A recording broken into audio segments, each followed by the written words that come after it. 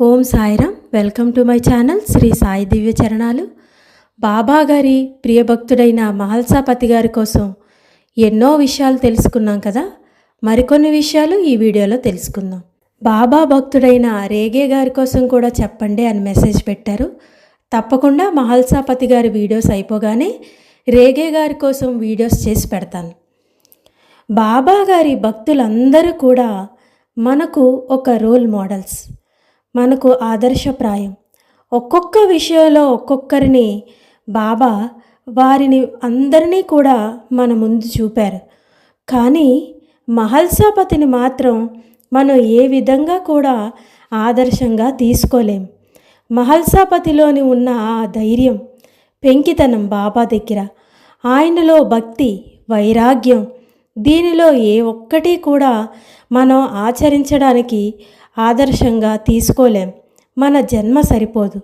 ఎందుకంటే బాబా దగ్గర ఏమీ ఆశించకుండా కటిక దారిద్ర్యంలో ఉన్న ఏ రోజు కూడా ఎవ్వరి దగ్గర ఒక రూపాయి కూడా చేయి చాచి అడగకుండా ఎంతో ఆత్మాభిమానంతో జీవనం సాగించిన మహల్సాపతిని ఆదర్శంగా తీసుకొని ఆచరించడం చాలా కష్టం.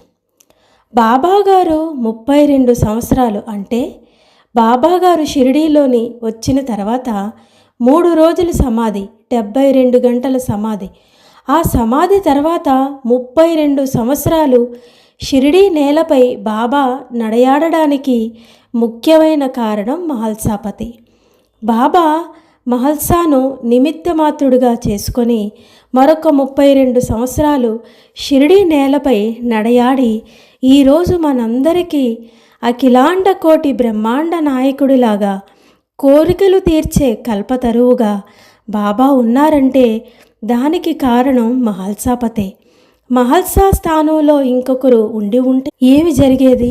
ఆ రోజు ఊరి ప్రజలందరూ బాబాగారు చెప్పినట్లు బాబా చెప్పిన చోట కరణం చేసి ఉంటే మళ్ళీ ఆ పరమాత్మకు ఆ శరీరం దూరమైతే 32 సంవత్సరాలు బాబా భౌతికంగా ఉన్నారు అన్న విషయాన్నే మనం తెలుసుకోలేం. ఎందుకు మహల్సాపతికి అంత నమ్మకం? ఎందరూ ఎంతగా వాదించినా సరే నా సాయి నాకు ఆన ఇచ్చాడు, 3 రోజులకు మరలా వస్తానన్నాడు అని, అవసరమైతే నన్ను చంపి మసీదులో పాతిపెట్టినా సరే నన్ను పాతిపెట్టిన తర్వాతే మీరు బాబా దేహాన్ని తాకండి తప్ప నేను ఉండగా మీరు బాబా దేహాన్ని తాకడానికి వీలు లేదు, 3 రోజుల వరకు తాకడానికి నేను ఒప్పుకోను అని కళాఖండిగా చెప్పారు మహల్సా. ఆ 3 రోజులు బాబా దేహాన్ని తన ఒడిలో ఉంచుకొని కాపాడిన మహల్సా మొండితనం ఏమని చెప్పగలం? మహల్సాకు బాబా పట్ల ఉన్న ఒక అచంచలమైన విశ్వాసం. బాబా 3 రోజులు సమాధి అయిన నాటికి పెద్దగా బాబాగారి లీలలేవీ జరగలేదు. 3 రోజులు సమాధికి ముందు బాబాగారి గురించి కానీ పెద్దగా ప్రపంచానికి తెలియలేదు. కేవలం షిరిడీలోని ఉన్న కొద్ది మందికి, షిరిడీలో దగ్గరగా ఉన్న గ్రామాల వారికి మాత్రమే అప్పటి వరకు బాబాగారు లీలలు, బాబాగారి గురించి తెలిసింది. బాబా గురించి ఎప్పుడైతే బాబాగారి అవతార కార్యం 1886 మార్గశిర పౌర్ణమి తర్వాతనే జరిగింది. ఇది ఎలా చెప్పగలుగుతున్నారు అంటే మనం ఖచ్చితంగా చెప్పుకోగలం. సచ్చరిత్ర ఆధారంగా కానీ, బివి నరసింహస్వామి గారు భక్తుల అనుభవాల ఆధారంగా కానీ, కబర్తే డైరీ ఆధారంగా కానీ మనకి తెలుస్తుంది. 1856 తర్వాతనే బాబాగారి 3 రోజుల సమాధి తర్వాతనే బాబాగారి యొక్క ప్రభావం, వైభవం పెరిగింది. భక్తులకు బాబాను దర్శించుకునే అదృష్టం అంతా కూడా 1886 మార్గశిర పౌర్ణమి తర్వాతనే జరిగింది. అంత గొప్ప ఘట్టానికి మహల్సాపతి గారే కారణం. మహల్సా లేకుండా బాబాను మనం ఊహించుకోలేం. ప్రధానమైనవి 3 ఘట్టాలు. బాబాను మనం ఈరోజు ఇంత అద్భుతంగా పూజించుకుంటున్నాం కదా. సాయిబాబా అనే పరమాత్మను ఈ భూలోకానికి వచ్చిన తర్వాత మొట్టమొదట ఆయనను పూజించిన వ్యక్తి మహల్సా మాత్రమే. అందుకనే మహల్సాపతికి బాబాగారి మార్గంలో అంత గొప్ప స్థానం బాబాగారు ఇచ్చారు. షిరిడీకి వచ్చిన నాటి నుంచి బాబాగారు మహాసమాధి అయిన వరకు కూడా బాబా భౌతిక దేహంతో షిరిడీలో ఉన్నంత వరకు మహల్సా బాబాని అంటిపెట్టుకునే ఉన్నారు. మహల్సా బాబాను పూజించడం, ఆరాధించడం, బాబాను భౌతికంగా అంటిపెట్టుకొని ఉన్న గొప్ప భక్తుడు. అది రేయింబగళ్ళు. అంటే ఏదో షిరిడీలో ఉన్నాను, బాబా వచ్చారు మా షిరిడీకి, రోజు ఒకసారి వెళ్ళి బాబాకు నమస్కరించి వెళ్ళిపోవడం, ఇలాంటి తొంతు కాదండి మహల్సాపతిది. బాబాగారు 16 ఏళ్ల బాలుడిగా వచ్చినప్పుడు షిరిడీకి మహల్సా, కాశీరాం షింపి వీరందరూ కూడా బాబా దగ్గరికి వెళ్ళి వారి యొక్క పుట్టు పూర్వోత్తరాలు, ఎక్కడి నుంచి వచ్చారు అనే విషయాలు కూడా వీరే అడిగారు. బాబా యొక్క మహిమను గ్రహించిన గొప్ప వ్యక్తి మహల్సా. బాబా షిరిడీ నుంచి వెళ్ళిపోయిన తర్వాత కూడా ఎప్పుడు ఆ బాలపకీర్ గురించే ఆలోచించేవారు. చాంద్ పటేల్ పెళ్లి బృందంతో తిరిగి వచ్చి ఆ యువ ఫకీరుని చూసి ఓ సాయి అని నామకరణం చేసి ఈరోజు మనం సాయి భక్తులందరూ కూడా నిత్యం సాయి సాయి సాయి అనే నామాన్ని ఒక తారక మంత్రంగా మనకు అందించిన గొప్ప వ్యక్తి మహల్సాపతి. ఎంత అదృష్టం అంటే భగవంతుడికే నామకరణం చేసిన అదృష్టవంతుడైన నరుడు శ్రీ మహల్సాపతి. బాబా మహల్సాపతిలోని గుణగణాలను పరిశీలించారు కాబట్టి ఆ రోజు షిరిడీలో ఎంతోమంది భక్తులు ఉన్నప్పటికీ కూడా కేవలం మహల్సాపతికి మాత్రమే తన దేహాన్ని అప్పచెప్పారు బాబా. అయితే ఆ రోజుల్లో బాబా అనేక మంది భక్తులను కాకాసాహెబ్ దీక్షిత్ని కాకా అని, నానాసాహెబ్ చందోర్కర్ని నానా అని, చాలామంది భక్తులని బావు అని పిలిచేవారు. కానీ ఎవరిని ఎన్ని రకాలుగా పిలిచినా కానీ ఒక్క మహల్సాపతిని మాత్రమే అరే భగత్ అని పిలిచేవారు. భగత్ అంటే భగవంతుని యొక్క భక్తుడు అని అర్థం. బాబా మార్గశిర పౌర్ణమి రాత్రి 10 గంటలకు మహల్సాను పిలిచి, నాకు అల్లా నుంచి పిలుపు వచ్చింది, నేను 3 రోజుల తర్వాత మళ్ళీ వస్తాను, 3 రోజుల వరకు నువ్వు నా ఈ దేహాన్ని రక్షించు, 3 రోజుల తర్వాత నేను రాకపోతే అప్పుడు మసీదు పక్కన ఉన్న స్థలంలో నన్ను ఖననం చేసి పైన 2 జెండాలు పాతిపెట్టండి అని చెప్పి బాబా మహల్సాపతికి తన దేహాన్ని అప్పచెప్పారు.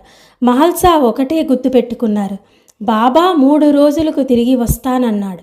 3 రోజుల వరకు ఆయన దేహాన్ని ఎవ్వరూ తాకకూడదు, ఎవరికి అప్పగించేదే లేదు. ప్రపంచం బద్దలైనా సరే, పిడుగులు నెత్తిన పడినా సరే ఎవరు కూడా బాబా దేహాన్ని తాకకూడదని మొండిగా చెప్పారు ఆ రోజు అందరు భక్తులతో కూడా.